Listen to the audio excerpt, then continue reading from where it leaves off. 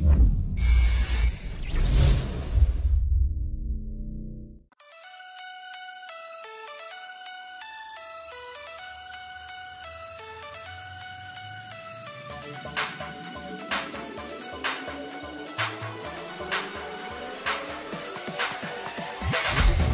में है सामर्थ्य, मुझ में है योग्यता, कर सकता मैं सब कुछ, ना कोई रोक सकता।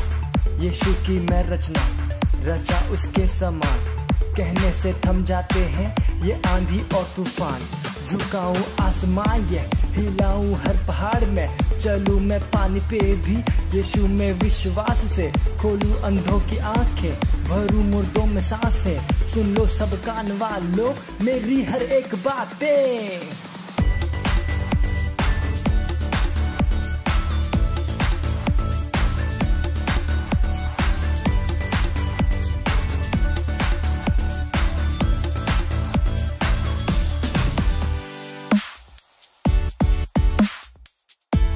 Hallelujah, praise Lord. ये समय है प्रार्थना का। अपने हाथों को स्वर की तरफ उठाएंगे, हम प्रार्थना करेंगे। ओ शाखराली ब्रहोजा खराली खरेली जामा खरशो करो, ली खरेली ब्रहोजा खराली खरेली जामा खरशो करो, ला खराली जामा खरा ला खराली जामा खरशो करो।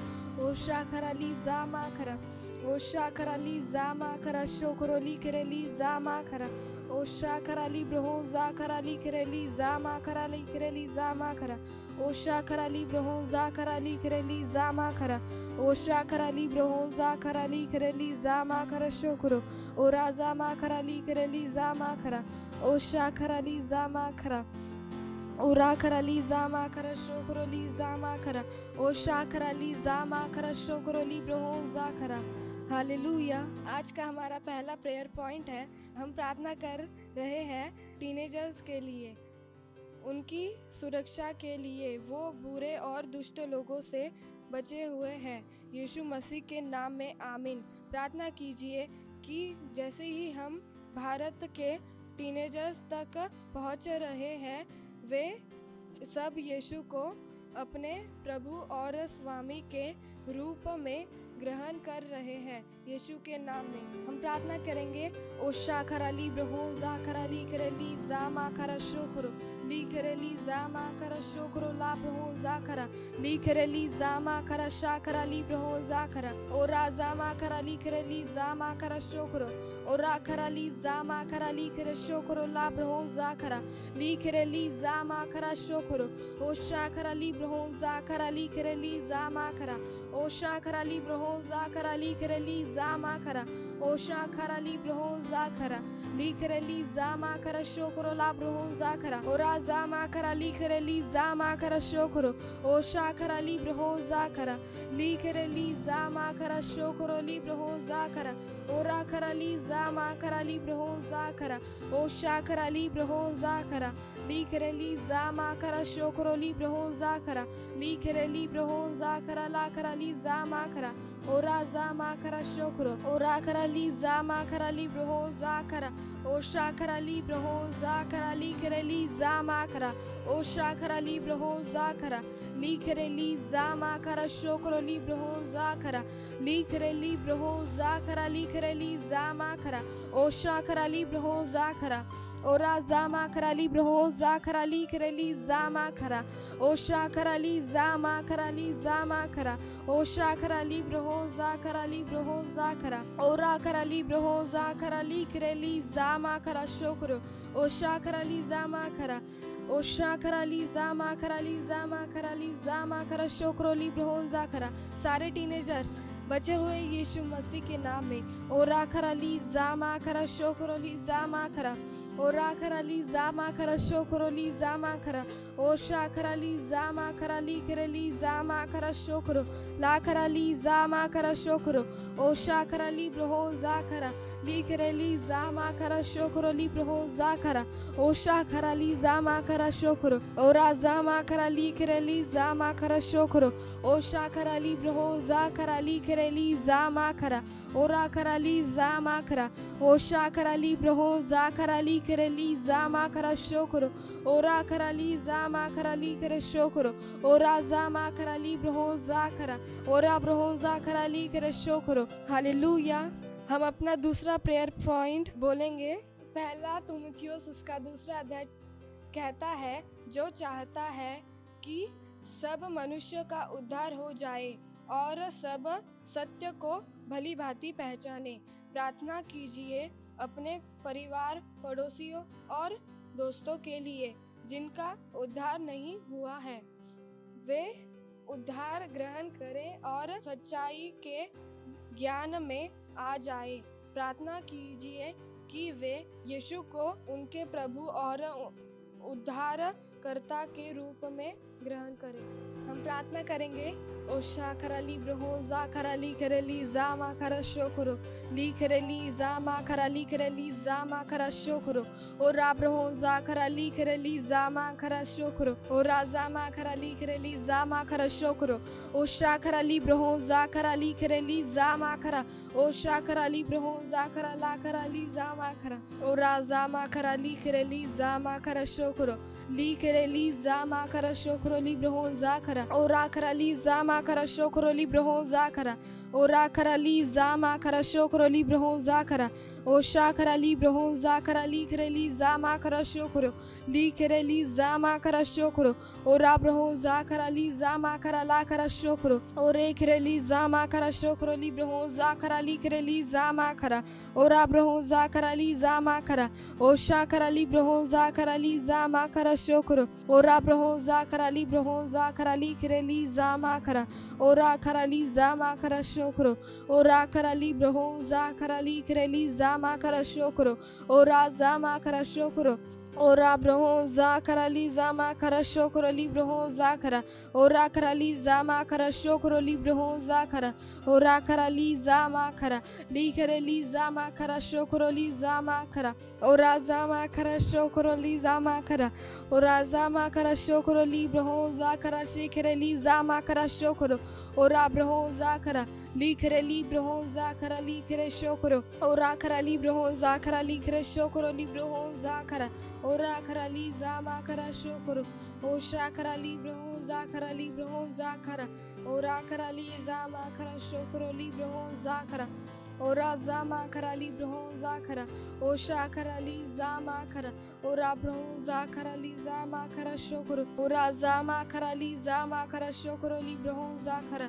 और राजा मा खराली ब्रहो जा खराली करे शोकरो और राजा मा खराली ब्रहो जा खरा और राजा मा खरा शोकरो ली ब्रहो जा खराली करेली जा मा खरा और शा खराली ब्रहो जा खरा और रा खराली जा मा खरा शोकरो और शा खराली जा मा खराली जा मा खरा शोकरो ली जा मा खरा और शा खराली जा मा खरा। धन्यवाद देते परमेश्वर, धन्यवाद सारे टीनेजर्स के लिए परमेश्वर, उनके परिवार के लिए, उनके दोस्तों के लिए, उनके रिश्तेदारों के लिए परमेश्वर धन्यवाद।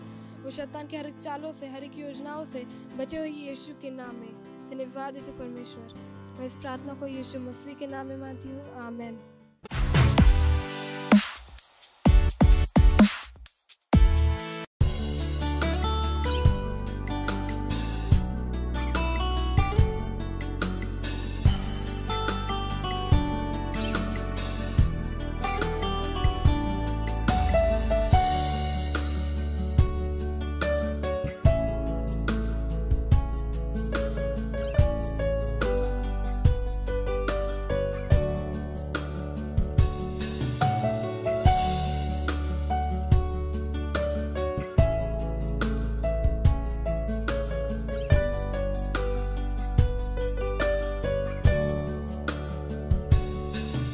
तेरे वचनों को सुनो, तेरे वचनों को करो, तेरे वचनों से जियो, केवल तेरी स्तुति मैं करूं।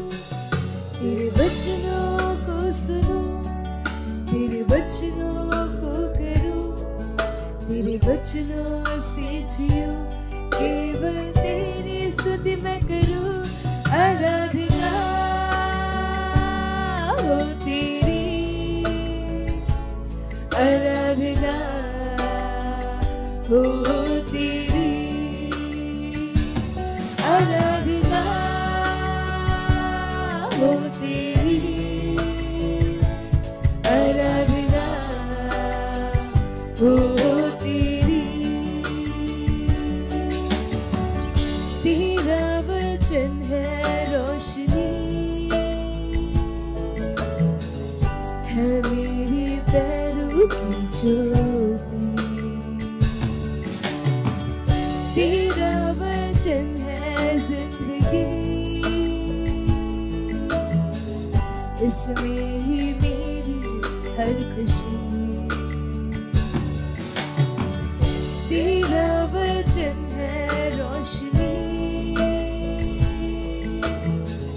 है मेरे पैरों की ज्योति। तेरा वचन है जिंदगी, इसमें ही मेरी हर खुशी। सुनो आवाज़ तेरी मेरे यीशु मसीह, तुझसे ना है और कोई।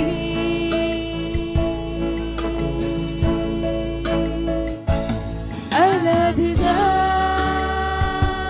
हो तेरी, आराधना हो तेरी, आराधना हो तेरी,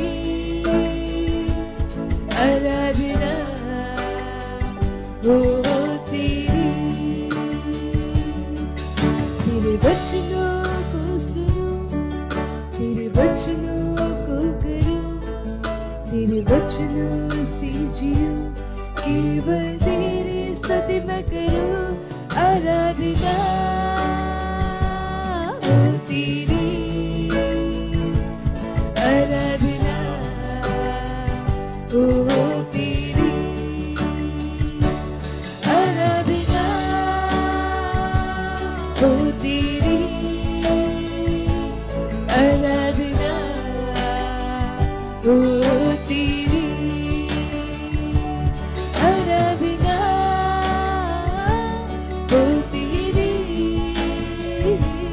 आराधना हो तेरी।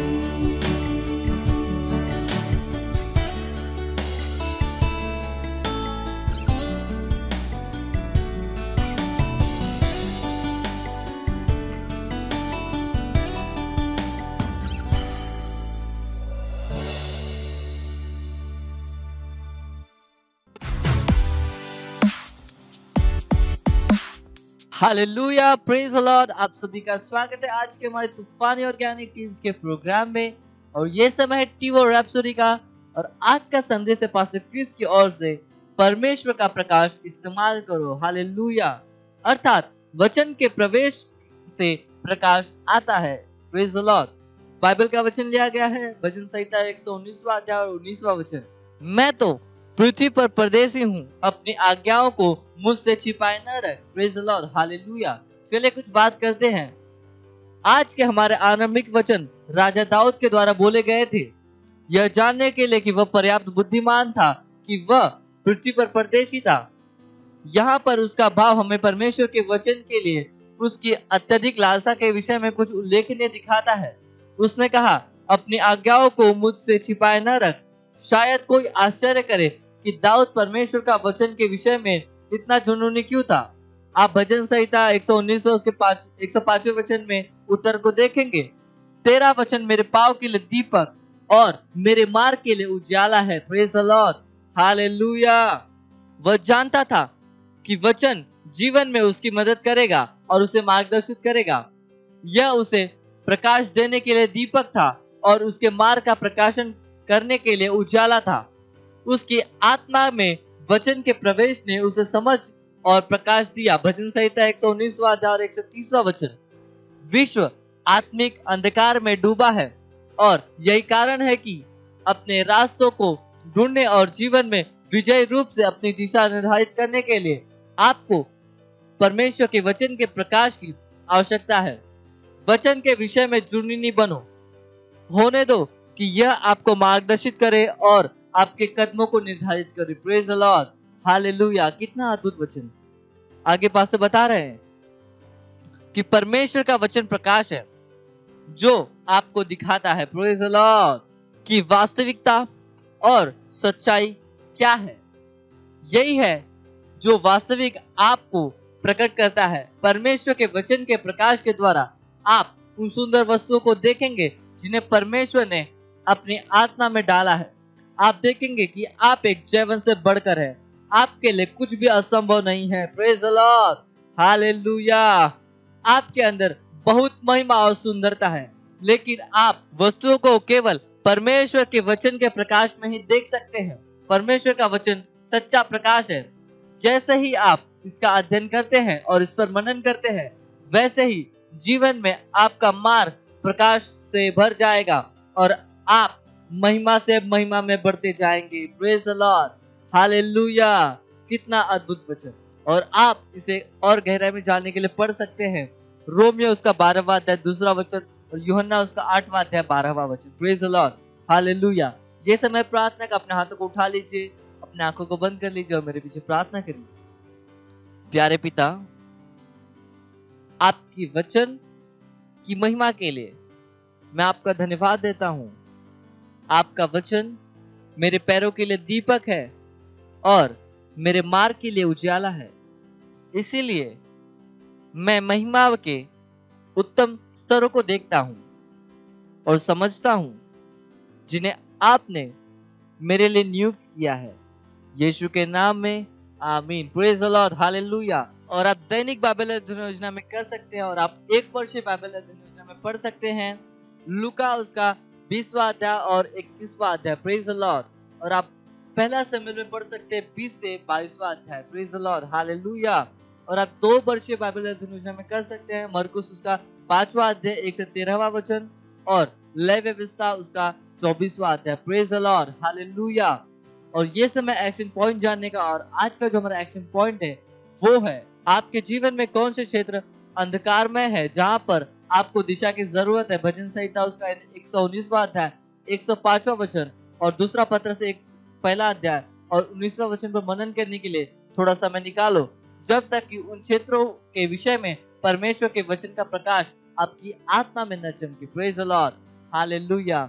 जुड़े रहे हमारे साथ, आपके लिए और भी बेहतर चीजें आने वाली है जो आपको आपके आत्मा में और बढ़ाएगी। Praise the Lord.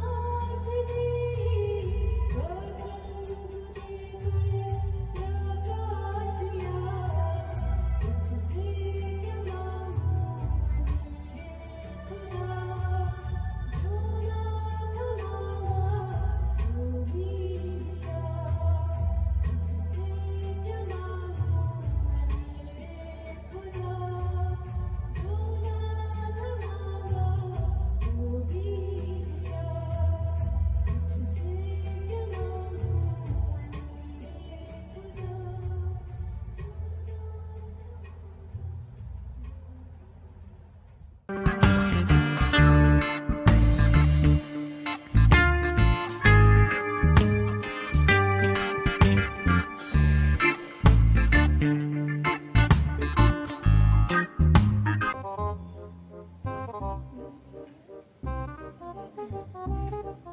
भाई बक्का कॉफी पी ले। दोपहर के 1 बजे आपका गुड मॉर्निंग हो रहा है। आपको लेट सोया था यार। भाई तो कोई सिस्टम क्यों नहीं बना लेता अपनी लाइफ में? क्या सिस्टम? लाइक 1 बजे उठने का कोई टाइम है? फिर आपको लेट सो तो लेट उठा और क्या? रोज रोज यही होता है। कभी कभी तो सुबह का उगता हुआ सूरज देख लिया गया, उसमें क्या यूट्यूब पे वीडियो चला के भी देख लूंगा। भाई बक्का, मैं कहता हूँ ना कि तू आज से रैप्सोडी ऑफ रियलिटीज पढ़ा कर। रैप्सोडी ऑफ रियलिटी क्यों?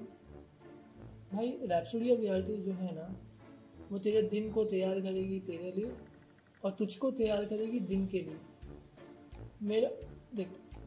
मेरा एक्सपीरियंस है इसके साथ, इसके लिए मैं तेरे को बता रहा हूँ। पहले ना बहुत प्रॉब्लम होती थी कामों को करने में, ये मेरा पर्सनल एक्सपीरियंस है। लेकिन जब से पास्टर ने कहा कि रैप्सोडी ऑफ रियलिटीज को पढ़ो, वो दिन को तुम्हारे लिए तैयार करेगी, मैंने मन बनाया कि मैं पढ़ना शुरू करूँगा। और मैंने पढ़ना चालू किया और मैंने ऑब्ज़र्व किया है कि जो मेरा काम है ना, मतलब बीच में रुकावटें जो आती थी अब वो नहीं आती है। और मेरे काम में ना स्मूथनेस मुझे फील हो रहा है अभी, कि मतलब मेरा काम स्मूथली हो रहा है। जैसे वचन कहता है ना कि जब आप बाइबल के वचन को पढ़ते हो तो आपके जीवन में अनुग्रह बढ़ता है।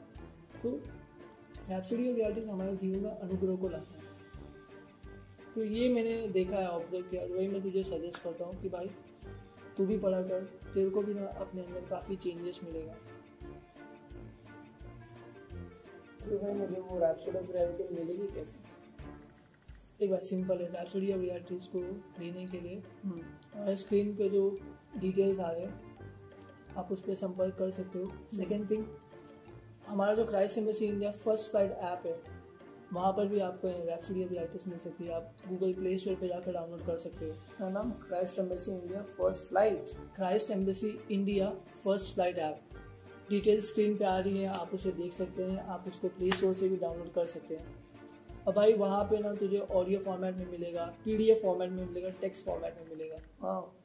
और बेस्ट थिंग तीसरा, अगर तुझे हार्ड कॉपी चाहिए, जैसे किसी की आदत थी ना कि बुक से लेके पढ़ना मुझे फील चाहिए, तो तू उसको भी ऑर्डर कर सकता है। नीचे जो नंबर स्क्रीन पे दिए गए हैं उस पर कॉन्टैक्ट करके भाई पढ़, तेरा लाइफ ना एकदम स्मूथ और बोलते ना बहुत स्मूथ चलने वाला है, कोई प्रॉब्लम नहीं आने वाली। तो मैं कहूँगा कि तू उसको आज ही ऑर्डर कर या आज ही इंस्टॉल कर ले अपने फ़ोन में। ठीक है भाई।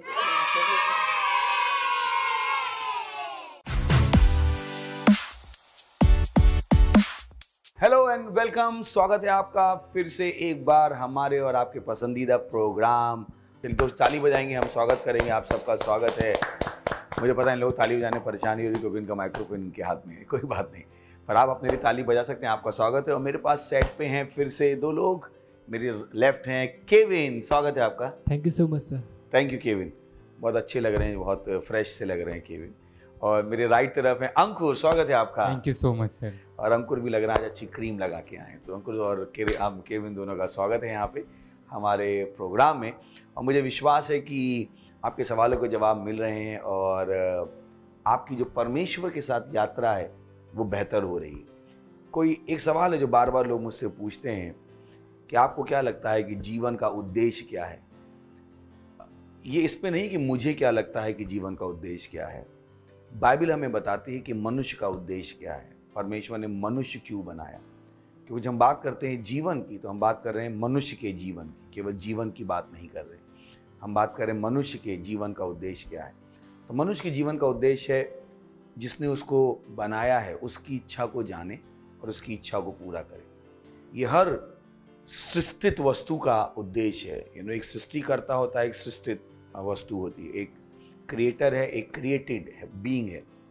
जैसे फ़ोन है, वो एक बनाई हुई वस्तु है और इसको बनाने वाला है। तो वैसे ही ये एक सवाल कि जो बनाता है उसी के पास उद्देश्य है, उस वस्तु के लिए जो बनाई गई है।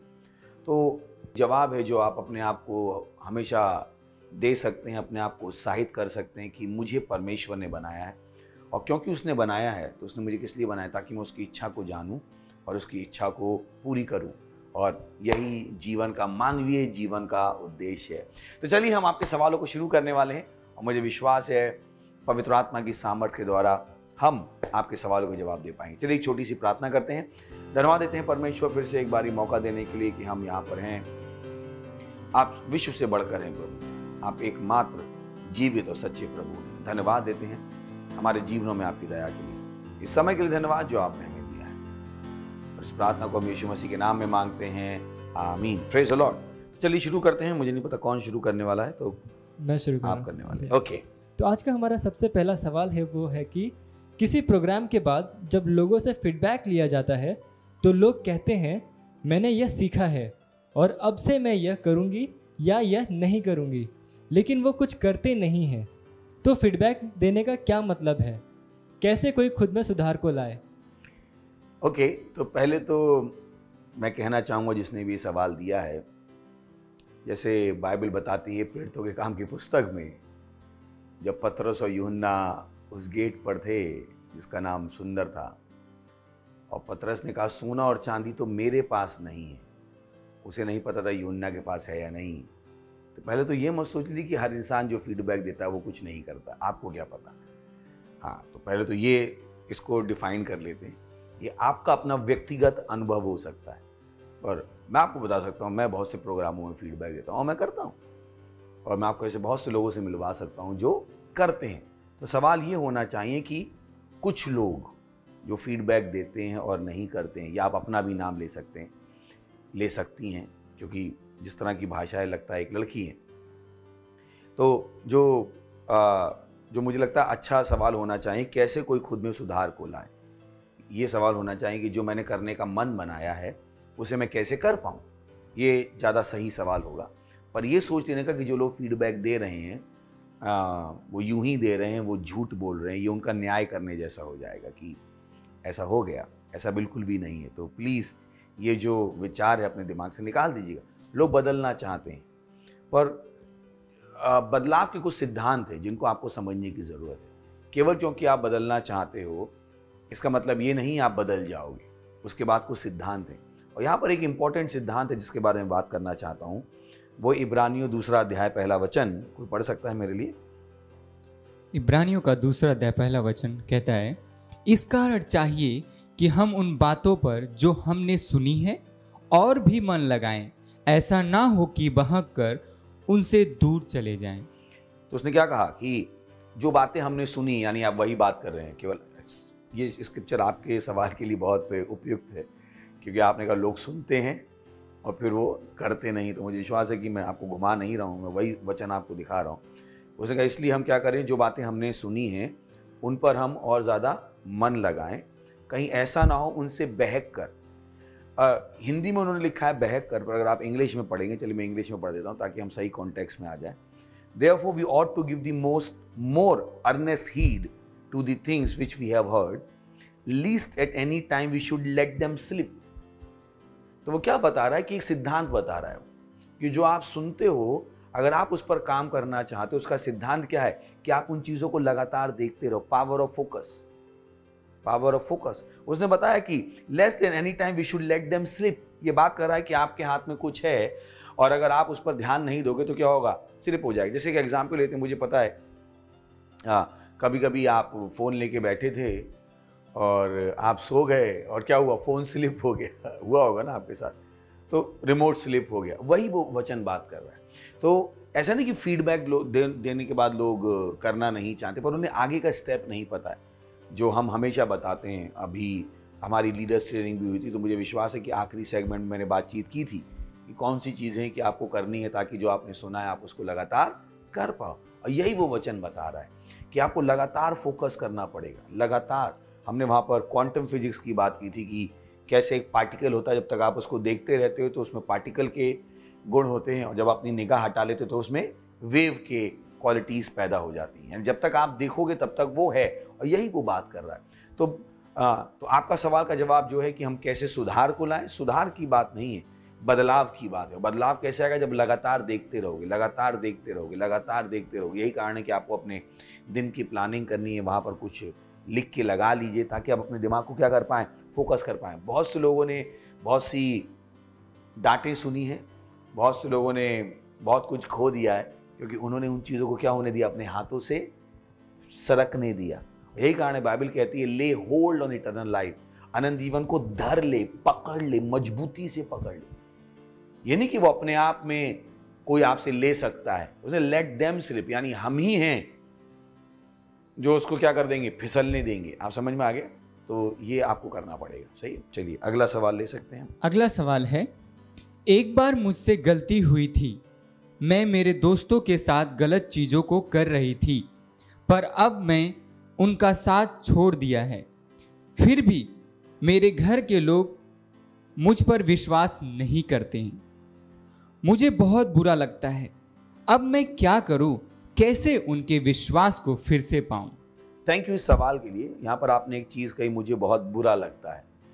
अब ये जो लाइन है, मुझे बहुत बुरा लगता है, इसके नेगेटिव में भी बुरा लग सकता है और पॉजिटिव में भी बुरा लग सकता है। आपको इसलिए बुरा लग सकता है कि वो लोग आपको बोल रहे हैं, या आपको इसलिए बुरा लग सकता है कि मैंने क्यों किया। खैर, दोनों ही सिनेरियो पे हम बात कर लेते हैं। पहली बात तो आपको अपने आप को माफ़ करने की ज़रूरत है। सही ना? आपको अपने आप को माफ़ करने की ज़रूरत है। अगर आप अपने आप को माफ़ कर देंगे तो सब आपको माफ़ कर देंगे। मैं आपको मुझे पता है मैं क्या आपसे बात कर रहा हूँ, क्योंकि बहुत सी बार हम ही अपने आप को माफ़ नहीं कर पाते। ध्यान रखिए, जिस तरीके से आप अपने बारे में सोचते हो वैसे ही लोग आपके बारे में सोचते हैं। तो पहले आप अपने बारे में अच्छा सोचना शुरू कीजिए। आप देखिए कि नहीं, आपने वाकई में उन चीज़ों को छोड़ दिया। चलिए एक वचन पढ़ते हैं, पहला यूहन्ना 2 अध्याय 1 वचन। बोलिए। हे मेरे बालकों, मैं ये बातें तुम्हें इसलिए लिखता हूँ कि तुम पाप न करो, और यदि कोई पाप करे तो पिता के पास हमारा एक सहायक है, अर्थात सत्यनिष्ठ यीशु मसीह। तो वो बता रहा है कि अगर आपने गलती कर भी दी थी, कोई चिंता नहीं, परमेश्वर ने आपको माफ कर दिया। पहले तो उस फॉरगिवनेस को रिसीव कीजिए, मान लीजिए कि परमेश्वर ने आपको क्षमा कर दिया है। परमेश्वर को उसके बारे में कोई भी चीज़ याद नहीं है। पर जब बात आती है घर वालों की, घर वाले इसलिए भी शायद टेढ़ा मुंह बनाते हों क्योंकि उनकी भी जिम्मेदारी थी कि आप सही जगह पे चलो, तो उन्हें जानबूझ के भी वो ऐसा माहौल क्रिएट करना पड़ता है। क्योंकि अभी बच्चे होते हैं जो उनको लगता है कि अरे सब सही है, मैं दोबारा गलती करके आ सकता हूँ, तो वो शायद जानबूझ के उस तरह का माहौल बनाने की कोशिश कर रहे हैं। आपको लगातार आपका ध्यान उस पर दिलाने की कोशिश कर रहे हैं कि एक बार हो गया है, अब हम इसको हल्के में लेने वाले नहीं हैं, ताकि आप पर दबाव बना रहे। तो उसको उस तरीके से भी देखिएगा कि वो एक्चुअली आपकी सहायता करने की कोशिश कर रहे हैं, वो आपके खिलाफ नहीं है। घर वाले शायद ही बच्चों के खिलाफ होते हैं, बस वो यही चाहते हैं कि उनके बच्चे क्या हो जाएं, सही रास्ते पर आ जाएं। कोई भी माँ बाप ऐसा नहीं, मुझे तो नहीं मिला। तो मत सोचिएगा कि वो आपके खिलाफ हैं। और एक सबसे बड़ी चीज़ है जो हम हमेशा कहते हैं, पावर ऑफ कम्युनिकेशन, बातचीत करने की सामर्थ्य। ये एक ऑप्शन है जो मैंने टीनेजर्स और यूथ में देखा है, जो बहुत देर में वो लोग ऑप्ट करते हैं। जब परेशानियों की बात होती है, वो जाके जो उनके दिल में चल रहा होता है वो बताना नहीं चाहते। ये एक बहुत बड़ी परेशानी होती है बच्चों में या टीनेजर में या यूथ में। उनको लगता है कि नहीं, सामने वाला समझेगा, पर ऐसा नहीं होता है कभी कभी। तो जाइए, बैठ के बात कीजिए कि मम्मी पापा, दोस्तों से बात कीजिए कि मुझे ऐसा लग रहा है, मुझे आपकी सहायता की ज़रूरत है, मैं वाकई में बदल गया हूँ। पर ये वो चीज़ें जिस पर मुझ पर आपको है ना, आप सही बात को गलत तरीके से कह के भी क्या कर सकते हो, गलत। तो आपको सीखना पड़ेगा कि आप सही समय पर सही प्रेजेंटेशन करो। ये नहीं जब वो आप पे चिल्ला रहे हैं तभी आपने जाके बताया, क्योंकि उस समय तो वैसे ही माहौल गर्म है और आपने कहा क्यों मुझसे तुम लोग ऐसे बात करते हो, मैं बदल चुकी हूँ, तुम लोगों को समझ में क्यों नहीं आता, फिर माहौल बिगड़ जाएगा। तो आपको बुद्धिमानी लगानी पड़ेगी कि आपको एक उचित समय ढूंढना पड़ेगा, एक एक करके लोगों से बातचीत करनी पड़ेगी। और मुझे पता है ये हमेशा काम करता है, हमेशा काम करता है। यानी कि वो आपसे प्यार करते हैं, अगर नफरत करते तो आपको कब के भगा चुके होते। तो हिम्मत जुटाइए और बातचीत करने की कोशिश कीजिए। कुछ कहना चाहेंगे आप लोग इसमें? कुछ नहीं कहना चाह रहे हैं लोग? ओके, तो अगला सवाल पूछ सकते हैं। Thank you so much sir. हमारा अगला सवाल है, as we know there are lots of festivals happening, can we Christians wish them back on their festival wishes if they wish me? तो उनका सवाल है कि बहुत सारे त्यौहार आते रहते हैं और क्या वो लोग हमें विश करते हैं तो हम विश कर सकते हैं, कोई उसमें परेशानी नहीं। एक वचन दिखा देता हूँ मैं आपको, रोमियो 12 अध्याय 15 वचन पढ़ सकते हैं। ओके। आनंद करने वालों के साथ आनंद करो और रोने वालों के साथ रो। तो कोई परेशानी नहीं है। अगर उन्होंने कहा हैप्पी दिवाली तो आप भी कहते हो हैप्पी दिवाली, बट हाँ मनाने मत लगिएगा जाके सही है ना। उसमें फिर यहाँ पर आपको ध्यान रखना पड़ेगा, क्योंकि हमें किसी से कोई परेशानी नहीं है, हमें किसी भी धर्म से कोई परेशानी नहीं है। हमें तो पता है कि उनकी आंखें क्या कर दी, इस विश्व के ईश्वर ने अंधी कर दी। तो हमें उनके उद्धार से मतलब है, और यही कारण है कि हमें उनसे नफरत नहीं है कि हमारा धर्म सही है और उनका धर्म गलत है, क्योंकि हमारे पास धर्म है ही नहीं। तो हमें सच्चाई पता है कि वो यीशु मसीह को नहीं जान पा रहे, क्योंकि जब आप दुनिया में वास्तव में जाएंगे तो परमेश्वर एक व्यक्ति नहीं है, परमेश्वर एक विचार है। मुझे पता है मैं क्या कह रहा हूँ। जब आप डीप में जाएंगे, वहाँ पे थियोलॉजी को पढ़ेंगे, तो जो भी सो कॉल्ड स्पिरिचुअल लोग हैं, अगर आप उनसे बहुत गहराई में बात करोगे तो वो कहेंगे परमेश्वर तो बस एक विचार है, गॉड इज एन आइडिया। और यहाँ पर परेशानी पैदा शुरू हो जाती है, क्योंकि परमेश्वर एक विचार है तो मतलब कैसे विचार कुछ कर सकता है। पर बाइबल बताती है कि परमेश्वर सच में है। तो हमें किसी से कोई परेशानी नहीं, हम सबके लिए प्रार्थना करते हैं कि उनकी समझ की आंखें खुल जाएं, पर उनके आनंद मनाने से हमें कोई तकलीफ नहीं है। हम उनके साथ रह के खुश हैं, बट अंदर से हम दुखी हैं, क्योंकि हमें पता है कि वो इस आनंद के साथ भी कहाँ जाएंगे, नर्क में जाएंगे। तो वो जो आपके दोस्त हैं उनके लिए आपको प्रार्थना करने की ज़रूरत है कि वो यीशु मसीह की सच्चाई को जान सके। अगर आप उनको दोस्त कह रहे हो तो ये ज़्यादा उचित होगा, और उनको वापस बधाई देने में कुछ भी गलत नहीं है। सही है। ओके, अगला सवाल है, एक मसीह टीन के रूप में हेलोवीन पब्स पार्टी में फ्रेंड के साथ जा सकते हैं क्या? हमारे माता पिता का रोकना सही है या गलत? ओके, तो सवाल है कि एक क्रिश्चियन टीन के रूप में क्या आप हेलोवीन पार्टीज़ में जा सकते हैं, नाइट आउट्स में जा सकते हैं, पब्स में जा सकते हैं दोस्तों के साथ? और फिर अगला सवाल है, क्या माँ बाप का हम पर रोक लगाना सही है? तो चलिए कुछ वचनों को देख लेते हैं। पहला कुरिन्थियों 15वां अध्याय 33वां वचन।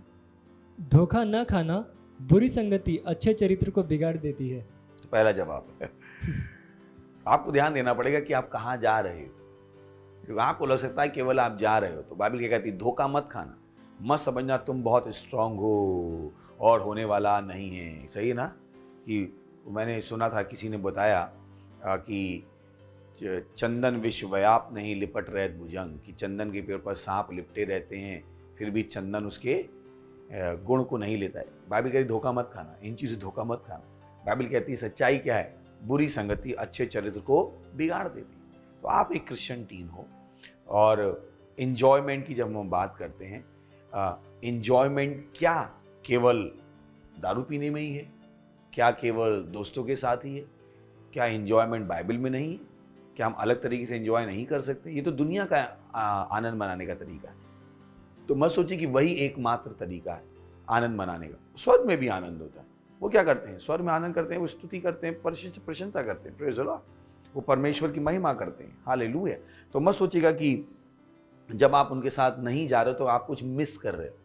यही है वो जिसको हम क्या कहते हैं, टेम्पटेशन, प्रलोभन शैतान के, जो आपको दिखाना चाहता है कि आप मिस कर रहे हो। पर सच्चाई ये है कि वो उस सबको साथ करके कहाँ जाएंगे? नर्क में। तब उन्हें पता लगेगा। सही ना? किसी ने कहा पाप शुरू में मजा देता है, बाद में सजा देता है। तो ये आपको समझने की ज़रूरत है कि गलत नहीं है, पर क्या आप उस रास्ते पे चलना चाहते हो, ये आपका निर्णय होना चाहिए। फिर अगला मेरे पास है, जो आपने कहा कि नाइट आउट्स में जा सकते हैं। आप जा सकते हो, पर वो नाइट आउट का एम क्या है? कहीं नाइट आउट का एम दारू पी के बेहोश हो जाना तो नहीं है, लड़के लड़कियों को एक दूसरे के साथ सोना तो नहीं है। अगर वो सारे एम नहीं है तो कोई परेशानी नहीं है। आप रात में खेल सकते हो, अच्छे खेल खेल सकते हो, कोई परेशानी नहीं है उसमें। आप सो कॉल्ड पब में जा सकते हो, आप कोल्ड ड्रिंक पी सकते हो, वहाँ पे क्रिश्चियन गानों पे नाच सकते हो, कोई परेशानी नहीं है। तो जब आप पब्स और नाइट आउट्स की बात करें, वो देखना पड़ेगा वहाँ पे आखिर में होता क्या है।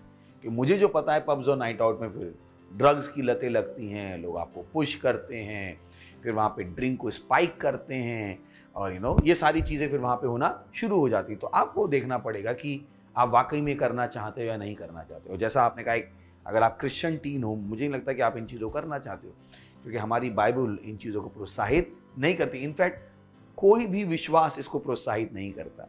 कि जाके दारू पी के मस्त हो जाओ और 4 लड़कियों के साथ सो जाओ, 4 लड़कियों के साथ सो जाओ। ये तो शैतान के तौर तरीके हैं जो लोगों ने जीवन के तरीकों में ढाल लिए हैं, और वो परमेश्वर को क्या कर रहे हैं, जब परमेश्वर की बात आती है तो इसमें वो पर्दा बंद करके अपने गलत कामों को जारी रखना चाहते हैं। तो वो आपको ध्यान देना पड़ेगा। फिर अगला पार्ट है आपका कि जो हमारे माँ बाप के द्वारा रिस्ट्रिक्शन है वो सही है या गलत है। तो यहाँ पे 2 वचन मैं पढ़ना चाहता हूँ। पहला है नीति वचन 22वां अध्याय 6ठा वचन।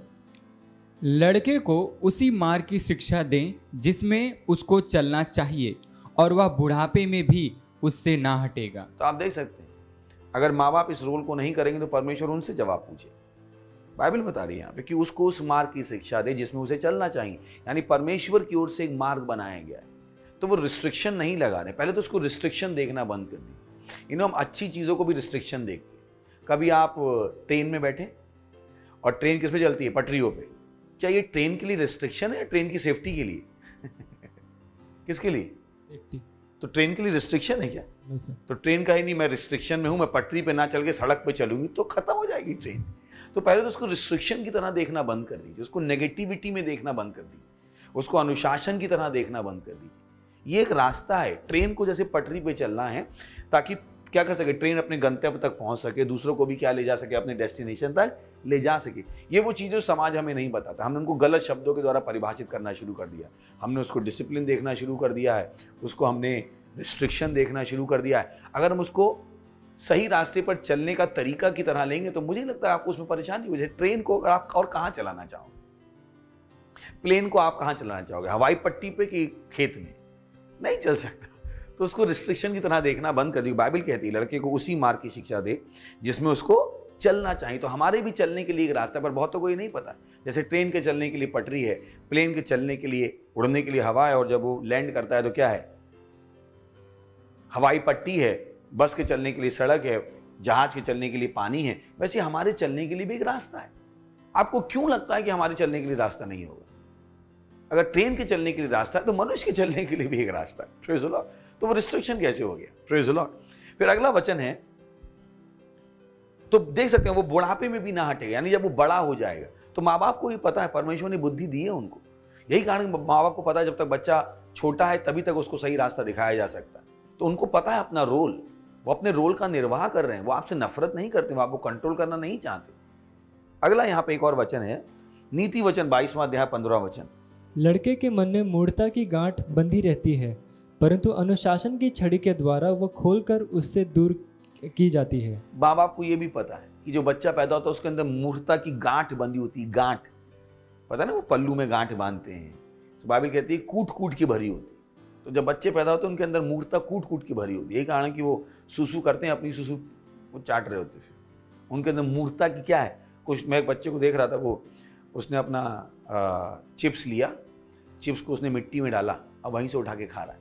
बच्चों में मूर्खता की बातें घुस घुस के भरी होती है। तो वो रिस्ट्रिक्शन नहीं है, वो आपको बच्चे से क्या बना रहे हैं, व्यस्क बना रहे हैं। क्योंकि उन्हें पता जब आप पैदा हुए तो आपके अंदर क्या क्या है, आप समझ रहे हैं ना, ये चीज़ें हैं उसके अंदर। जैसे आपने गाड़ी भी खरीदी, अगर आपने एक नई कार खरीदी है तो आपको बताते हैं कि शुरू में 1 दिन या 2-4 महीने इतनी स्पीड से ज़्यादा उसको मत ले जाना, क्योंकि अभी तक क्या हुआ है, इंजन पूरी तरह से खुला नहीं।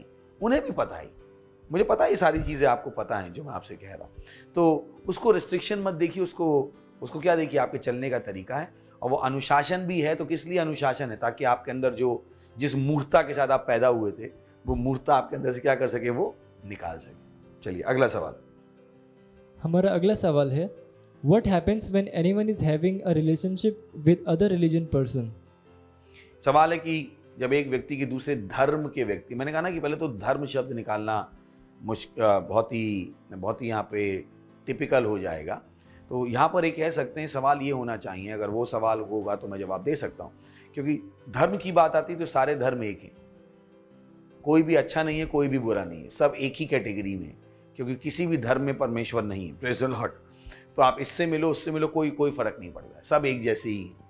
सब सिखाते हैं पर करते नहीं, क्योंकि उसमें परमेश्वर नहीं है। परमेश्वर उनके लिए क्या है, विचार। मसीहत धर्म नहीं है।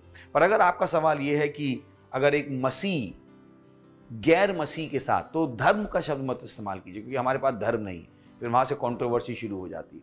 तो अगर यहाँ पे सवाल ये है कि एक मसीह का गैर मसीह के साथ संबंध रखना, और मुझे पता है जब आप इस संबंध की बात कर रहे हैं तो आप इंटीमेट संबंध की बात कर रहे हैं, ये तो हमारे दोस्त होते हैं, कोई परेशानी नहीं है, सही ना। पर जब आप बात कर रहे हैं संबंध की, तो मुझे विश्वास है आप शादी की बात कर रहे हैं, या एक बहुत गहरे पार्टनरशिप की बात कर रहे हैं, बिजनेस की बात कर रहे हैं, जहाँ पर मुझे लगता है तब मैं जवाब दे सकता हूँ। पर अगर कैजुअल है, हमारा सबके साथ संबंध है, सही है ना, ऐसी कोई परेशानी नहीं। पर अगर अगर आप पूछना चाहते हैं मसीह का गैर मसीह के साथ शादी करना सही है, उसके साथ एक गहरा संबंध रखना सही है, तो मैं उसका जवाब दे सकता हूँ। और वो लिखा है 2 कुरिन्थियों के 6 अध्याय के 14वें वचन में, अविश्वासियों के साथ असमान जुए में न जूतो, क्योंकि सत्यनिष्ठा और असत्यनिष्ठा का क्या मेलजोल, या ज्योति और अंधकार की क्या संगति। तो आप देख सकते हैं एक इंसान जो मसीह में है वो ज्योति में है, और एक इंसान जो मसीह में नहीं वो किसमें, अंधकार में। बाइबल कहती है कुलस्सियों के पहले अध्याय में जाके पढ़िएगा 12-13वें वचन में, कि बाइबल कहती है परमेश्वर हमें अंधकार के वश में से छुड़ाकर उसने क्या किया है, अपने प्रिय पुत्र के राज्य में प्रवेश कराया। तो एक मसीह कहाँ है, ज्योति में है, और एक गैर विश्वासी अविश्वासी कहाँ पे, अंधकार में। सिंपल। तो वो बता रहा है कि इस संबंध की कोई जरूरत नहीं। चलिए अगला सवाल। अगला सवाल है, जब लोग गिलगाल के स्तर में होते हैं तो उनकी कितनी प्रार्थनाएं गलत होती हैं, फिर भी परमेश्वर जवाब देता है, लेकिन परमेश्वर तो गलत प्रार्थनाओं का उत्तर नहीं देता है। तो जब लोग गिलगाल के स्तर में होते हैं तो परमेश्वर उनकी प्रार्थना का उत्तर कैसे दे देता है? ओके, मुझे विश्वास है कि अगर आपने वो सीरीज सुनी है पूरी, तो हमने आगे भी उसमें सिखाया है। तो मैं कहूँगा वेट कीजिए, नहीं तो उस सीरीज़ को रीविजिट कर लीजिए। हमने बताया कि क्यों देता है। जैसे स्तर की बात है, अभी हम बात कर रहे हैं बच्चों के स्तर की बात है, किशोर के स्तर की बात है, वयस्कता के स्तर की बात है, पिता। बाइबल में अलग अलग तरह के लोगों के लिए अलग अलग बातें लिखी गई हैं। परमेश्वर को पता है जब आप शुरू में आए हो तो आपको सही नहीं पता होगा, उसे पता ही, तो उसने क्या कर दिया, जवाब दे दिया।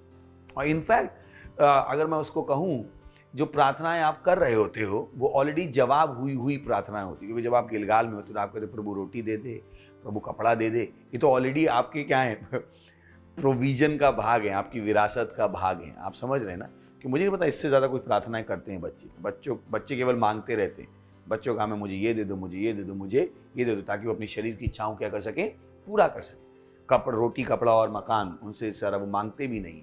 तो आपको समझना पड़ेगा कि गिलगाल के स्तर में होता क्या है। और मुझे विश्वास है अगर आप उस सीरीज़ को सुनेंगे तो आपको और स्पष्ट हो जाएगा कि कैसे, क्यों दे देता है। इनफैक्ट वो प्रोविजन परमेश्वर ने पहले ही कर दिया होता है। तो जिसको हम कह रहे हैं उत्तर आया है, वो एक्चुअली पहले ही उत्तर आ चुका है। समझ में आ रहा है आपको? और अगर नहीं भी है तो भी परमेश्वर को पता है कि ये अभी सही नहीं कर पाएंगे। आप समझ गए ना? तो जैसे अभी बाइबल बात करती है कैसे मूसा से जब दूसरी बार पानी निकलने की बात थी तो परमेश्वर ने क्या कहा कि बोल, पर मूसा ने क्या किया, मार दिया। ये बताता है परमेश्वर कितना प्रेमी है, परमेश्वर कितना हमारी बातों का सम्मान करता है। बट हमें फिर भी क्या करना है, सही रास्ते को सीखते रहना है। चलिए यहाँ पे मुझे कुछ कहना है कि जब मैं वचन में शुरू में सीख रहा था तो उस वक्त मैं बाइक मांगा करता था।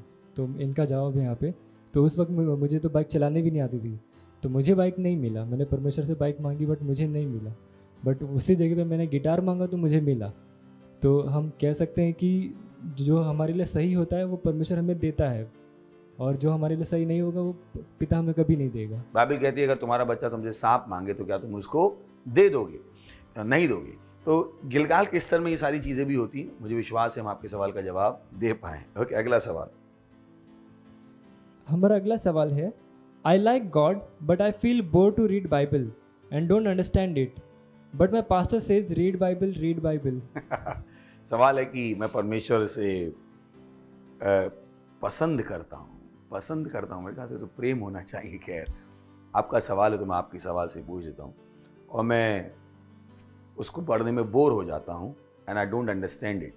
तो मुझे आपकी परेशानी समझ में आ रही है। आपकी परेशानी बाइबल पढ़ना नहीं है, आपकी परेशानी बोर होना नहीं है, आपकी परेशानी कि आपको समझ में नहीं आती। अगर समझ में आ जाएगी तो बोर भी नहीं होंगे, और जब समझ में आ जाएगा तो परमेश्वर का ये जो लाइक लिखा है वो लव हो जाएगा। मुझे पता है मैं क्या कह रहा हूँ। तो आपको ये समझने की जरूरत है। मैं एक वचन पढ़ देता हूँ, लूका 8वां अध्याय 10वां वचन।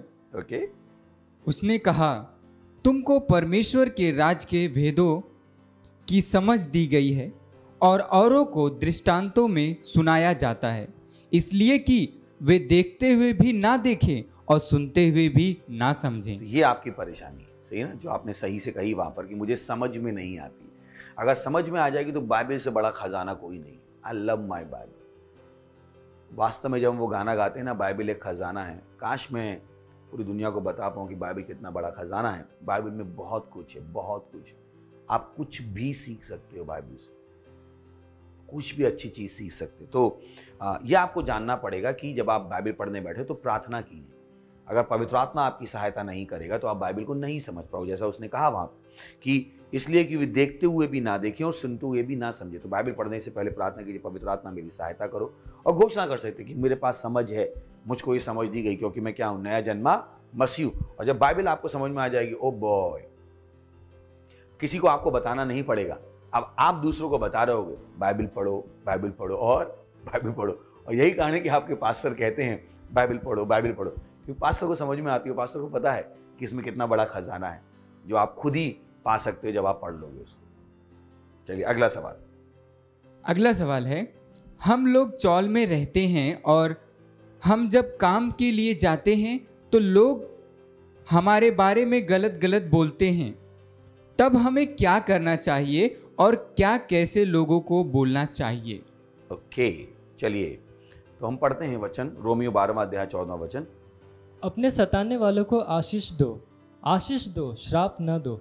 तो बता रहा क्या करो, प्रार्थना करो। नहीं, प्रार्थना के बहुत सारे लाभ हैं। जब आप प्रार्थना नहीं करते हो तो आपके आसपास का वातावरण आपके खिलाफ उग्र हो जाता है। सुन लीजिए ध्यान से। यही कारण है कि बाइबल कहती है पहला तिमुथियुस के 2 अध्याय के 1 से 4 वचन में कि मैं सबसे पहले ये आग्रह करता हूँ, विनती, प्रार्थना, मध्यस्थता और धन्यवाद सब मनुष्यों के लिए किए जाए, राजाओं के लिए और ऊंचे पद वालों के लिए, ताकि हम सारी शांति और चैन के साथ भक्ति और ईमानदारी का जीवन बिता पाए, सारे मनुष्यों के लिए। तो ये जो लोगों की आप बात करो उनके लिए आपको प्रार्थना करनी। ध्यान रखिए, अगर आप उनके लिए, मेरे साथ ऐसा नहीं होता है, मुझको हर आदमी पसंद करता है, मेरे आसपास के लोग पसंद करते हैं, मेरी इज्जत करते हैं। मेरे 1-2 हो सकते हैं जो बदतमीजी करें, बट 99% टाइम्स लोग इज्जत करते हैं, और जो करते भी मैं उनके लिए ज़्यादा प्रार्थना करना शुरू कर देता हूँ, क्योंकि मुझे पता यही है कि जो तुमको सताएं उनके लिए क्या करो, प्रार्थना करो, उनको श्राप मत दो। समझ में आ रहा है आपको? तो जब आप उनके लिए प्रार्थना करना शुरू करेंगे तो आपको उनके अंदर बदलाव दिखाई देगा। तो उनको अपना शत्रु मत मान लीजिए। बाइबल कहती है हमारा ये युद्ध मांस और लहू से नहीं है, तो कोई भी मनुष्य हमारा शत्रु नहीं है। समझ में आ रहा है आपको? तो मुझे विश्वास है मैं आपका जवाब दे पाया। उनके लिए और ज़्यादा से ज़्यादा प्रार्थना कीजिए, और आप क्या कर पाएंगे, जैसा वचन ने गारंटी दी है, सारी शांति और चैन के साथ भक्ति और ईमानदारी का जीवन बिता पाएंगे। चलिए अगला सवाल का जवाब। हमारा अगला सवाल है, is cheating in a test a sin? तो सवाल है कि क्या एग्जाम में चीटिंग करना पाप है? बहुत ही अच्छा सवाल है। पहले तो इसमें पाप को देखना पड़ेगा। ये अच्छा सवाल है। पहले तो पाप को देखना पड़ेगा, पाप क्या होता है ना? चलिए मैं आपको पाप की एक अच्छी सी सरल सी डेफिनेशन दे देता हूँ। अगर आप उसको ढंग से पढ़ेंगे, पाप क्या है? पाप का मतलब है, सिन का मतलब है टू मिस दी मार्क, कि मार्क जो निशाना है उससे क्या होना, चूक जाना, उसको हम पाप कहते हैं। आप समझ में आ गया? तो पहली बात आती है कि आपकी पढ़ाई का निशाना क्या है। आप ये पढ़ क्यों रहे हो? सीखने के लिए पढ़ रहे हो, आप नंबर लाने के लिए नहीं पढ़ रहे। तो ये जो पाप है वो परमेश्वर की दृष्टि में नहीं, कोई पाप की मैं आपको पढ़ रहा, to miss the mark, to miss the standard, उसको हम क्या कहते हैं, पाप। अगर आप ढंग से जानते हो पाप को तो अब आपका सवाल है कि मैं ये पढ़ क्यों रहा हूं, क्या मैं नंबर लाने के लिए पढ़ रहा हूं? तो यहां पे आपको आपका जवाब खुद ही मिल जाएगा कि मैं चीट क्यों करूं, मैं किसको चीट कर रहा हूं। एक्चुअली आप अपने आप को चीट कर रहे हो। तो नंबर तो वहां होंगे पर उसके पीछे का ज्ञान नहीं होगा। समझ में आ रहा है? जैसे जो हम पिक्चरें देखते हैं कि कोई आदमी 50 फीट के झरने से कूद गया, आपको पता है वो कुछ नहीं कूदा, 5 फीट के हरे पर्दे के पीछे से कूदा। बाद में उन्होंने क्या कर दिया, VFX लगा दिया। तो आप भी अपनी जिंदगी में VFX लगा रहे हो समझ रहे हो कि आपको लगा कि, तो अब आपको समझ में आ रहा है कि अब आप डिसाइड करोगे चीटिंग पाप है या नहीं। इसमें परमेश्वर का इसमें कुछ नहीं, तो उसको परमेश्वर के दृष्टिकोण से मत देखिए। आप पूछिए कि आपने पढ़ाई शुरू ही क्यों की थी। आपने पढ़ाई शुरू क्यों की थी? सीखने के लिए, ना कि डिग्री पाने के लिए। कि पढ़ाई का मेन एम है सीखना। तो जब आप चीटिंग कर रहे हो, भले ही आपके मार्क्स आ जाएंगे, इसका मतलब आपको ये पता लग गया मुझे ये पता ही नहीं, तो पढ़ाई का उद्देश्य ही फेल हो गया। मुझे विश्वास है सवाल का जवाब दे पा रहा हूं। मुझे नहीं पता कि कभी आपने इस तरीके से सोचा। तो पाप है, बिल्कुल है, नहीं है, बिल्कुल नहीं। Praise the Lord. कि मुझे नहीं पता आपका एम क्या है पढ़ने का। अगर आपका पढ़ने का एम सीखना है तो चीटिंग करके आपके एम से क्या हो गया, मिस दी मार्क। पर आपका पढ़ने का एम क्या है, चिप्पा करके पास हो जाना, तो वैसे भी जिंदगी में आप आगे तो बढ़ नहीं पाओगे, क्योंकि आप वहां खड़े तो होगे पर कुछ होगा नहीं। ये इस तरीके से है कि आपके पास नकली नोट है। जब आप मार्केट में होता है ना, बचपन में आप नकली नोट को असली मान लो, पर जब दुकान में जाते हो तो पता लग जाता है ये क्या है, नकली है। तो वैसे ही आपके मार्क्स तो आ गए होंगे, पर जब उस मार्क्स के हिसाब से ज्ञान से आपको काम करने को कहा जाएगा, तब आपको पता लगेगा अरे ये तो मैंने अपने आप को धोखा दिया था। तो मुझे नहीं लगता चीटिंग क्यों करनी चाहिए। मुझे विश्वास है मैं जवाब दे पाया। आप लोग क्या कहते हैं? Yes sir, right. Yes sir, जवाब दे पाया क्या, मैं जस्टिफाई कर पाया क्या? अगला सवाल। आज का आखिरी सवाल है। मेरी बहन मुझसे छोटी है। मेरे माता पिता हमेशा उससे प्यार करते हैं और उसको सपोर्ट करते हैं। भले ही मैं सही हूँ, मैं बहुत ही उदास महसूस करती हूँ और ऐसा महसूस करती हूँ कि अपने घर से बाहर निकलूँ या खुद को मार दूँ। मैं गलत दोस्तों की ओर भी आकर्षित हो रही हूँ। कृपया मेरी मदद करें, इसे मैं कैसे डील करूँ? तो पहली बात तो हम आपसे और बातचीत करना चाहेंगे। हमारे नंबर यहाँ पर स्क्रीन पे हैं और हमसे बातचीत कीजिए। अगर कोई भी ऐसी स्थिति में है तो आप हमसे बातचीत कर सकते हैं। एक और चीज़ उसमें आप कर सकते हो कि बातचीत, मैंने कहा ना, बातचीत एक बहुत बड़ी चीज़ है। How you feel, let it be communicated, but in the right manner. जो आप महसूस करते हो उसको जाके बताइए कि मुझे ऐसा महसूस हो रहा है मम्मी। तो आपको मम्मी बताए कि नहीं बेटा ऐसा बिल्कुल भी नहीं। शायद आपको लग रहा है कि वो उससे प्रेम करते हैं, सपोर्ट करते हैं, वो आपका क्यों नहीं प्रेम और सपोर्ट करेंगे। हो सकता है बहुत सारी चीज़ें उसमें बैकग्राउंड में भी हो। कभी कभी लोग, मुझे नहीं पता, शायद आपने कुछ ऐसा किया हो कि थोड़ा सा उन्हें अपने आप को रिस्ट्रिक्ट करना पड़ रहा हो। तो इस सवाल के जवाब में बहुत सारे और भी एंगल हो सकते हैं, पर मेरा जो सजेशन होगा, मत सोचिए कि माँ बाप ऐसा कर रहे हैं, क्योंकि हम दुनिया को अपने ही चश्मे से देखते हैं। जब चश्मा बदल जाता है तो जो स्थिति दिखाई दे रही है वो भी बदल जाता है। जैसे 3D है ना, अगर आप 3D मूवी देखने जाओ ऐसे तो आपको कुछ समझ में नहीं आएगा, और जब 3D देखने जाओगे, जब चश्मा बदल जाएगा तो 3D दिखना शुरू हो जाएगा। तो अपना चश्मा बदलने की कोशिश कीजिए कि ऐसा क्यों कर रहे हैं। अगर आप उन रीजंस को खोजिए, उनके साथ बैठ के बातचीत करें। क्या पता ऐसा हो ही ना रहा हो, आपके दोस्तों की आपने सुन रखी हो, दोस्तों ने भड़का दिया हो। बहुत सारे फैक्टर हो सकते हैं इस स्थिति का अवलोकन करने में, कि बहुत सी बार लोग अवलोकन कर सकते हैं। मैं आपको अपनी कहानी बता सकता हूँ। जब मैं छोटा था, एक दिन मैं था छोटा, तो मैंने एक पिक्चर देखी थी। तो उसमें क्या था कि उस आदमी को चक्कर आते थे, वो गिर जाता था और आखिर में उसको ब्रेन ट्यूमर निकला। कोई बात नहीं, अभी पिक्चर थी, बच्चा था मैं 10-12 साल का, देखी मैंने। फिर क्या हुआ, ऐसे जैसे अभी हम बैठे हुए हैं या बहुत देर तक बैठे होते थे, जब मैं उठता था तो हल्का सा मुझे चक्कर आता था। अब मेरा दिमाग उस पिक्चर से रिलेट करने लगा। फिर एक 2-3 महीने होता रहा, मैंने मान लिया मुझे ब्रेन ट्यूमर हो गया। और मैं अपने मम्मी पापा से लड़ने लगा, मम्मी मुझे ब्रेन ट्यूमर हो गया, पापा मुझे ब्रेन ट्यूमर हो गया। पहले तो मेरे मम्मी पापा मुझे देख रहे थे, खैर कोई बात नहीं। तो डॉक्टर्स के पास ले गए, बहुत अच्छे अच्छे डॉक्टर, पर डॉक्टर ने कहा नहीं। तो मैंने कहा सारे डॉक्टर खराब हैं। मैं आपको बता रहा हूँ, मेरी रियल कहानी। फिर हमारे शहर में सबसे बड़ा नया कैंसर का हॉस्पिटल खुला, उस समय का सबसे बड़ा था, अभी तो पता नहीं क्या होगा, मतलब उस इलाके में सबसे बड़ा था। और वहाँ पे एक डॉक्टर थे जो पापा के अच्छे दोस्त थे। हमारी प्रिंटिंग प्रेस थी, तो वहाँ पे वो आते थे काम कराने।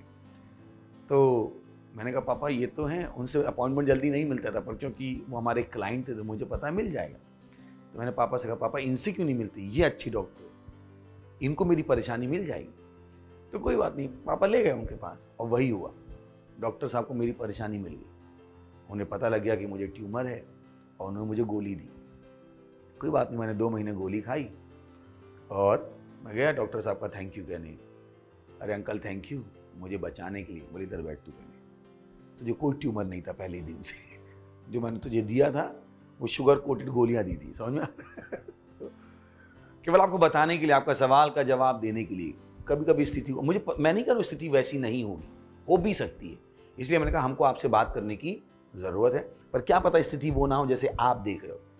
अब मैं नहीं कह रहा हूँ कि आपकी भावनाओं को मैं आहत कर रहा हूँ, तो दोनों में सिनेरियो ले रहा हूँ। अगर वाकई में ऐसी सिचुएशन है, हमें आपसे और बातचीत करनी पड़ेगी, हमें आपसे कुछ पूछना पड़ेगा, ताकि हम रियली में एसेस कर पाएँ कि जो आप देख रहे हो वैसा ही है। मैंने अपनी आपको कहानी बता दी। तो अगर आपके पास अभी भी संतुष्ट नहीं है, तो हमें सवाल, हमारे नंबर यहाँ पर हैं, हमें खुशी होगी आपसे बातचीत करने के लिए, ताकि हम आपकी समस्या का समाधान कर सके। पर ध्यान रखिए, मरना समाधान नहीं, सुसाइड करना समाधान नहीं। सुसाइड से दर्द कम नहीं होता, सुसाइड से दर्द बढ़ जाता है। जो आपके पीछे रह जाते हैं उन्हें बहुत दर्द होता है। तो कभी मत सोचिएगा सुसाइड समाधान है। सुसाइड एक स्वार्थ का है, परेशानी को सुलझाने की कोशिश करनी हो ना, छोटी सी परेशानी और आपने कहा मुझे जीने का नहीं, तो डिप्रेस होने की कोई ज़रूरत नहीं। ध्यान रखिए, जीवन में आशा है। परमेश्वर है जो आपसे प्रेम करता है, वो आपसे प्रेम करता है, उसने आपके अंदर योग्यताएं रखी, सही है ना। अभी इंडिया पाकिस्तान ही है, तो अब पाकिस्तान वाले इंडिया से नफरत करते हैं, इंडिया वाले पाकिस्तान से नफरत करते हैं। कौन सा देश सुसाइड करे और कौन सा कहे हम देश ही नहीं रहेंगे? लड़ रहे हैं वो लोग। तो मैं नहीं कह रहा हूं आप लड़िए, पर समाधान ढूंढिए। सुसाइड करना समाधान नहीं है। सुसाइड दर्द को बढ़ा देता है, सुसाइड दर्द को खत्म नहीं करता है, सही। तो बिल्कुल भी ऐसा मत सोचिएगा। और हमें विश्वास है कि अगर अभी भी आप संतुष्ट नहीं हैं, तो हमसे आप बातचीत कर सकते हैं। मत सोचिए हमने आपकी भावनाओं का मजाक उड़ाया, आहत करने की कोशिश की। मैंने अपनी पर्सनल कहानी आपको बता दी। तो मुझे विश्वास है कि यहाँ पर हमारे सारे सवाल खत्म हो गए हैं, और मुझे ये भी विश्वास है आपने बहुत आनंद लिया है। ध्यान कि ये ज्ञान हम आपको दे रहे हैं ताकि आप ये ज्ञान दूसरों तक ले जाएं, सही है ना। तो मत होने दीजिए कि आप अकेले देखें, इसको प्रमोट कीजिए हमारे इस चर्च को और दूसरों तक लेके जाइए। अभी भी बहुत सुंदर सुंदर चीज़ें बाकी हैं। हम आपका धन्यवाद देना चाहते हैं आपके सवालों के लिए और यहाँ पर आने के लिए। कोई लास्ट वर्ड आपको कहना हो तो, किसी को कुछ कहना हो? सर, मैं कहना चाहूँगा कि जो हम खुद इन सवालों को पूछते हैं, कभी कभी मेरे भी सवाल ऐसे होते हैं, तो मुझे भी यहीं पे सेट पे ही जवाब मिल जाता है। तो इसके लिए thank you so much sir. ऐसा तो नहीं जो जवाब आप पढ़ते हैं वो आपके खुद के होते हैं? नहीं सर, वाकई में लोग क्योंकि ये लोग सवाल पढ़ते हैं तो मुझे नहीं पता ये लोग कहाँ से लाते हैं। तो ऐसा नहीं खुद के होते हैं दूसरे के नाम से लाते हैं, ऐसा नहीं करते ना। ओके, सो यहाँ पर हम आपसे विदा लेना चाहेंगे, पर मीटिंग में बने रहिए, अभी भी बहुत बहुत अच्छी चीज़ें बाकी। Thank you very much, God bless you, bye bye.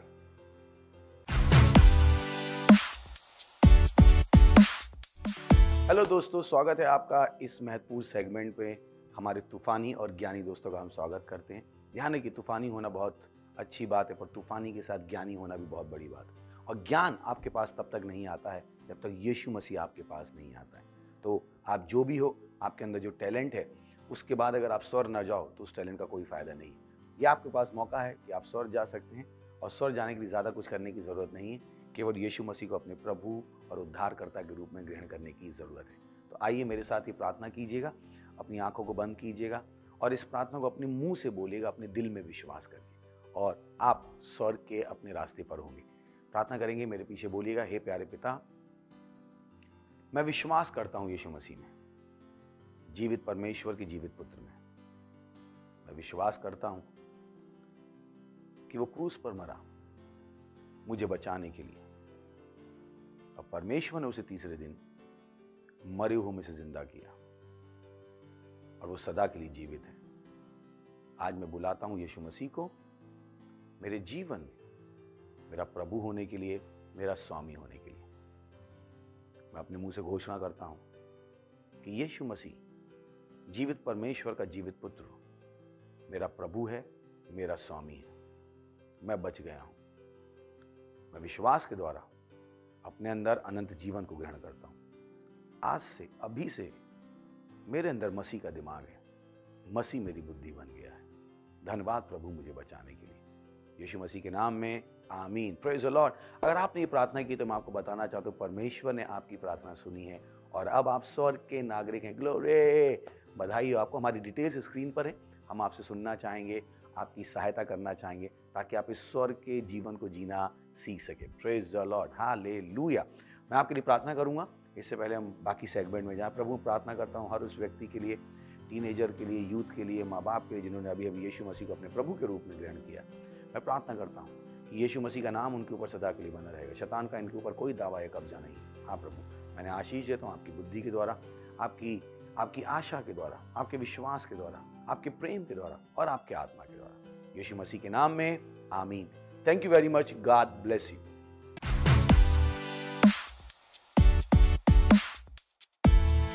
Hello तूफानी और ज्ञानी दोस्तों, मैं आपको तूफानी और ज्ञानी क्यों कह रहा हूँ? क्योंकि पहले केवल आप तूफानी थे, यीशु को ग्रहण करने के बाद आप ज्ञानी भी हो गए। Praise the Lord. तो ये और समय है कि हम परमेश्वर की आराधना करें, परमेश्वर की स्तुति करें अपनी भेंट के द्वारा। ये बहुत ज़रूरी है। बहुतों को नहीं पता होता, उन्हें लगता है कि वो बहुत छोटे हैं, परमेश्वर की आराधना कैसे कर सकते हैं। नहीं, 10 साल का बच्चा भी अपने आप को बच्चा कहलाना पसंद नहीं करता है। तो आप तो टीनेजर हैं, तो मुझे विश्वास है कि आपको ये समझ में आएगा कि परमेश्वर की आराधना करने का एक ही तरीका है, जब आप उसको अपनी भेंट देते हैं। तो ये भेंट देने का समय हमारी डिटेल्स स्क्रीन पर हैं, और अगर आप सेंटर में तो वहाँ आप फिजिकली अपनी भेंट दे सकते हैं। Praise the Lord. हम अपनी क्वायर का स्वागत करेंगे और इस बीच में आप अपनी भेंट दे सकते हैं। Thank you very much, God bless you. मेरी जिंदगी हर खुशी ओ यीशु तू ही है, मेरी अंधेरी रातों की रोशनी तू ही है। मेरी जिंदगी की हर खुशी तू ही है ए मसीह, अंधेरी रातों की रोशनी तू ही है ए मसीह। मेरी जिंदगी की हर खुशी तू ही है ए मसीह, अंधेरी रातों की रोशनी तू ही है ए मसीह। तू मिल गया तो मिट गई है हर कमी, तू मिल गया तो मिल गई है जिंदगी,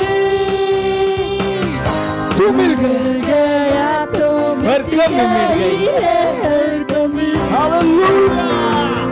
तू मिल गया तो मिल गई है जिंदगी, यीशु मसीह की हो जय, यीशु मसीह की हो जय, यीशु मसीह की हो जय। तेरे ही नाम की जय गाए सदा सदा सदा, तू ही हमारा है प्रभु, हमारा खुदा। तेरे ही नाम की जय गाए सदा सदा सदा, तू ही हमारा है प्रभु, हमारा खुदा। तू मिल गया तो मिट गई है हर कमी, तू मिल गया तो मिल गई है जिंदगी, तू मिल गया तो मिट गई है हर कमी। हाँ तू जो मिल गया तो मुझे जिंदगी है जिंदगी, यीशु मसीह की हो जय, यीशु मसीह की हो जय, यीशु मसीह की हो जय, यीशु मसीह की हो जय, यीशु मसीह की जय। वाह वाह वाह, थैंक यू। आप वाकई में ज्ञान में आगे बढ़ रहे हैं। ये वो चीज़ है जो आपके पैसे को लगातार आगे बढ़ाती रहेगी। चलिए हम प्रार्थना करते हैं। प्रभु, मैं प्रार्थना करता हूँ उस भेंट के लिए, उस दशमांश के लिए, उस पार्टनरशिप के लिए जो आपके बच्चों ने आपको दी है, या आपके आत्मा के द्वारा पवित्र आपको ग्रहण होने के लिए जैसे इन्होंने दिया है, इसकी बढ़ी हुई फसलते तेजी से आ रही यीशु मसीह के नाम में। ये ज्ञान में आगे बढ़ते जा रही यीशु मसीह के नाम में। इस पैसे पर, इस भेंट पर हम आपकी आशीषों का आह्वान करते हैं, घोषणा करते हैं, ये भेंट आपके राज को तेजी से आगे बढ़ा देगी। और इस प्रार्थना को यीशु मसीह के नाम में मांगते हैं, आमीन। Thank you very much, God bless you. हमें इंतजार रहेगा आपके टैलेंट का। उसके अलावा हमने बहुत सारे और सेगमेंट तैयार किए हैं, आप उसकी भी स्क्रिप्ट बना सकते हैं, हमें भेज सकते हैं, और हमें खुशी होगी आपकी स्क्रिप्ट पे एक्टिंग करने में, और हम आपको क्रेडिट देना चाहेंगे। Thank you very much, God bless you. तूफानी बने रहिए पर ज्ञानी बने रहिए।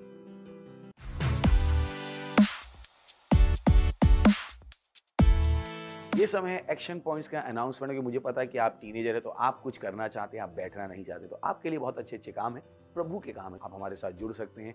टीवो क्लब्स हमारे चलते हैं, पता कीजिए आप कैसे टीवी क्लब के एक पार्ट बन सकते हैं। अगर आप हमसे दूर हैं तो आप ऑनलाइन भी हमसे जुड़ सकते हैं। अगर सोशल मीडिया में आपका इंटरेस्ट है, आप कुछ करना चाहते हैं सोशल मीडिया में, हमारी सोशल मीडिया टीम है, अपनी डिटेल्स यहाँ पर हमें दे सकते हैं। हमारा लिंक यहाँ पर होगा लीडरशिप फॉर्म का, जिसको आप भर सकते हैं और हमारे साथ एक लीडर बन सकते हैं और परमेश्वर के लिए बड़े प्रभाव को पैदा कर सकते हैं। Thank you very much, God bless you. इससे पहले कि हम जाएं, चलिए हम अनुग्रह को शेयर करेंगे। परमपिता का प्रेम, यीशु मसीह का अनुग्रह और पवित्र आत्मा की सहभागिता हमारे साथ सदा के लिए बनी रहेगी, यीशु मसीह के नाम में, आमीन। Thank you, God bless you, I love you all.